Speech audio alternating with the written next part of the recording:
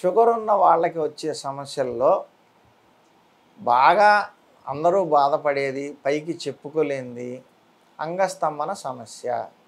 వీళ్ళందరికీ వయసులో ఉన్నప్పుడు ఇరగదీస్తారు, మంచిగా ఫ్యామిలీ చేస్తారు, పిల్లలు పుడతారు.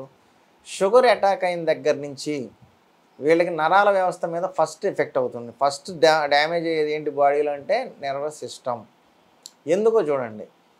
షుగర్ కోసం మీరు కంట్రోల్డ్గా డైట్ చేయాలి. చాలా పదార్థాలు అంటే అంగస్తంభనకి, రక్త ప్రసరణకి మంచి బలాన్ని ఇచ్చే స్వీట్లు వదిలేయాలి. అలాగే రైస్ ఎక్కువ తినకూడదు. ఈ రూల్స్ అన్నీ పాటించేసరికి మనిషి బతకడానికి కావాల్సిన కంట్రోల్ అయితే షుగర్ కంట్రోల్ చేసి జబ్బులు రాకుండా కంట్రోల్ చేయగలుగుతున్నాం. కానీ దాంతోపాటుగా శరీరానికి అందవలసిన పోషక పదార్థాలు అందకపోవటం వల్ల నర్వస్ సిస్టమ్ స్లో అయిపోతుంది. ఉండే కొద్దీ రోజులు గడిచే కొద్దీ స్లో అయిపోతుంది. రీజన్ ఏంటంటే తినాల్సిన ఆహారం సరిగ్గా తినలేరు, కంట్రోల్ సరిగ్గా ఉండట్లేదు. సపోజ్ కంట్రోల్ చేసుకుందామని వాళ్ళు ప్రయత్నం చేసినా వాళ్ళ పరిస్థితులు అనుకూలంగా లేవు షుగర్కి. ఎందుకంటే బియ్యం కంట్రోల్ చేస్తారు, నూనె కంట్రోల్ చేస్తారు, ఉప్పు కంట్రోల్ చేస్తారు, స్వీట్లు అస్సలు తినకుండా మానేస్తారు. ఎంత చేసినా పాలు తాగుతారు లేదా టీ తాగుతారు పంచదార వేసుకోకుండా. నువ్వు పంచదార టీలో వేసుకోలేదు, కానీ అసలు ఆ పాలు తయారైందే పంచదారతో. ల్యాబ్ మేడ్ మిల్కేగా, డైరెక్ట్గా గేదెల నుంచి పిండుకోవడానికి అన్న అవకాశం ఉందా? ల్యాబ్లో తయారవుతున్న పాలు, వాటిలో అన్నీ కూడా గ్లూకోజులు, ఫ్రక్టోజులు అన్నీ కలిపి తయారు చేస్తారు. ల్యాబ్ మిల్క్ అది తాగుతావు కాబట్టి ఇంక నీకు షుగర్ కంట్రోల్ కాదు. నేను అన్నీ కంట్రోల్ చేశాను సార్ అయినా తగ్గట్లేదంటే ఇక్కడ ఉంది లోపం. ఆ పాలల్లో షుగర్ ఉంటుంది. అలాగే కోడిగుడ్డు తింటారు, దానికే షుగర్ ఏమి ఉండదుగా అనుకుంటారు. దానిలో అది ఒక కెమికల్ బాంబు. మందులు వేసి గుడ్లు పెట్టిద్ది అది.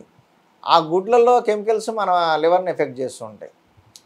అలాగే బాయిలర్ కోడిలో ఉండే కెమికల్స్ అవి తినడానికి, పెరగడానికి, వాటికి రోగాలు రాకుండా చేసే కెమికల్స్ అన్నీ కూడా మన లివర్ మీద ఎఫెక్ట్ చూపించి లివర్ ఫంక్షన్ తగ్గుతుంది. ఎప్పుడైతే లివర్ ఫంక్షన్ తగ్గిందో మీరు గమనించండి, ఆయుర్వేదంలో కూడా ప్యాంక్రియాస్ బాగా యాక్టివ్గా పనిచేసి షుగర్ కంట్రోల్లో ఉండాలంటే లివర్ మూలికలే సగం ఉంటాయి దాంట్లో. ఆయుర్వేదంలో షుగర్కి కూడా లివర్ మూలికలే సగం పైన ఉంటాయి. కాబట్టి లివర్ మీద వాడేవి దీనికి కామన్గా ఒక 50-60% ఉన్నాయంటే అర్థం మనం లివర్ని ముందు బాగు చేసుకోవాలంటే అప్పుడు షుగర్ బాగా కంట్రోల్లోకి వస్తుంది. లివర్ మీద మనం లోడ్ వేయకూడదు, లివర్ని డ్యామేజ్ చేసే పదార్థాలు లోపలికి వేయకూడదు. అలాగే మనం బయట తినే పదార్థాలు, బయట వెళ్తారు దోశ తింటారు, ఇదివరకు మినప్పిండి బియ్యంతో చేసేవాళ్ళు, బియ్యమేగా అంటే కొంతవరకు పర్లేదు. కానీ మైదా పిండి కలుపుతున్నారు గమ్మింగ్ రావటం కోసం.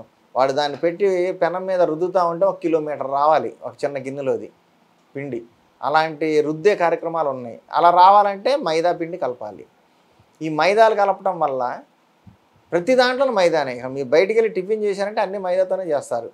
ఇంతకుముందు బోండాలు, పూరీలు చేసేవాళ్ళు ఇప్పుడు దోశలు కూడా మైదాతోనే చేస్తున్నారు. మీరు గమనించండి, అది మైదా పిండి. ఆ మైదా పిండి వల్ల వచ్చే రోగాలు అన్నింటినీ కావు. అందువల్ల షుగర్ పెరిగిద్ది.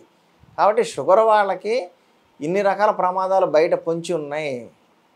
మీరు న్యాచురల్గా ఈ ప్రమాదకరమైన మైదా వస్తువులు ఇట్లాంటి దరిద్రాలు తినే బదులు డైరెక్ట్గా అరటిపండు తిన్నా కూడా తప్పులేదు. క్యాలరీస్ చూసుకొని లిమిటెడ్గా అరటిపళ్ళు, మామిడి పళ్ళు ఇది తినొద్దని చెప్తారు. కానీ ఇవన్నీ తిని వాటిని వదిలేయటం వల్ల న్యూట్రిషన్ పోతుంది, ప్లస్ ఈ దరిద్రాలు, ఈ కెమికల్స్ ఇవన్నీ కూడా ఒంట్లోకి ఎక్కుతున్నాయి.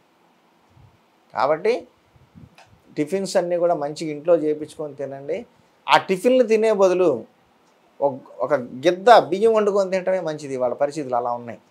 ఎందుకంటే ఈ బియ్యమే తేలిగ్గా అరిగిపోయి షుగరు కరెక్ట్గా ఉంటుంది. కానీ ఈ బయట టిఫిన్స్ వల్ల కెమికల్స్ బాగా బాడీలోకి చేరుతాయి, మైదా బాడీలోకి చేరుతుంది. ఇంకా షుగర్ ఎక్కడి నుంచి కొవ్వు తయారైపోతుంది. కొవ్వు పెరిగిందంటే ఆటోమేటిక్గా డయాబెటీస్ పెరుగుతుంది, షుగర్ లెవెల్స్ పెరిగిపోతాయి. కాబట్టి మనం ఏం చేయాలంటే ఇవన్నీ కూడా నేను చెప్పినవన్నీ కూడా వీలైనంత వరకు కంట్రోల్ చేసుకోండి. వైట్ రైస్ తగ్గించండి. మంచిగా కొర్రన్నం తింటే నర్వస్ సిస్టమ్ సూపర్గా తయారవుతుంది, బలంగా తయారవుతుంది.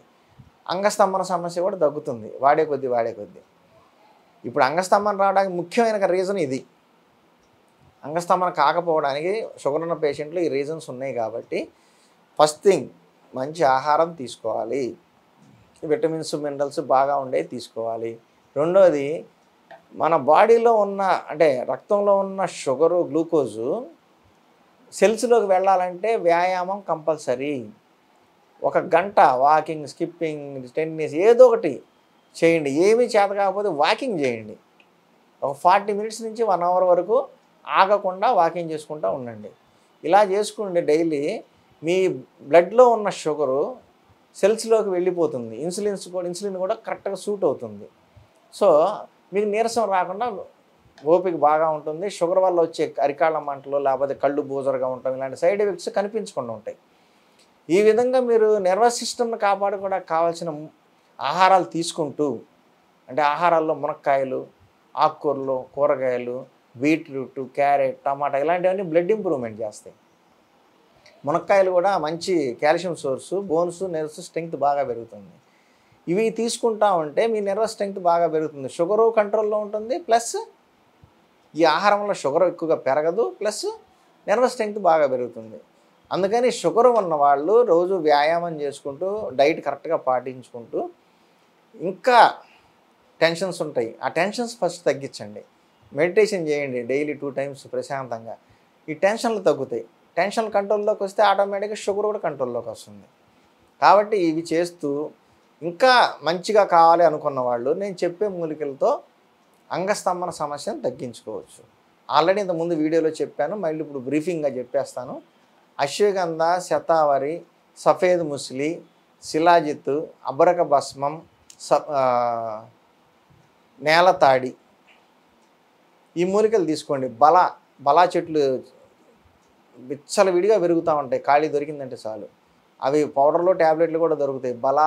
వేర్లు ఇవన్నీ కలిపి సమానంగా మిక్సీ కొట్టుకొని, అది ఎంత ఉందో దానికి 10% శిలాజిత్ కలుపుకొని మంచిగా వాడుకోండి. పొద్దున సాయంత్రం ఇవన్నీ కూడా ఒక అర చెంచా తీసుకొని పాలతో, వేడి నీళ్ళతో తీసుకొని పాలు తాగండి. ఒక 40 రోజులు చూడండి, మీకు రిజల్ట్స్ బాడీలో మీకు మార్పు కనిపిస్తుంది. నిద్ర కూడా మంచిగా పడుతుంది. అలాగే వెయిట్ కూడా మంచిగా మెయింటైన్ అవుతుంది. కొవ్వు పెరగకుండా మంచి ఆరోగ్యాన్ని కలిగించేవి ఈ మూలికలు. కొవ్వు పెరగకుండా, అంటే తిన్న ఆహారం కూడా ఒంటికి సరిగ్గా పడుతుంది, కొవ్వుగా మారకుండా కాపాడుకోవచ్చు. కాబట్టి ఈ వ్యాయామము, డైట్, ఆహారము, మూలికలు ఈ 3 కలిస్తే షుగర్ పేషెంట్లకు ఉన్న సెక్స్ సమస్య పూర్తిగా తగ్గిపోతుంది. వాళ్ళు ఇదివరకు ఇట్లాగా 16 ఏళ్ళప్పుడు ఇరగదీసినట్టు ఇరగదీయలేకపోయినా చాలా సాటిస్ఫాక్టరీగా ఇద్దరూ సంతోషపడే విధంగా కావాల్సినంత బలం వస్తుంది. ఈ విధంగా ఈ మూలికలు తెచ్చుకొని వాడుకోండి, మీ సమస్యను పరిష్కరించుకోండి. నమస్కారం.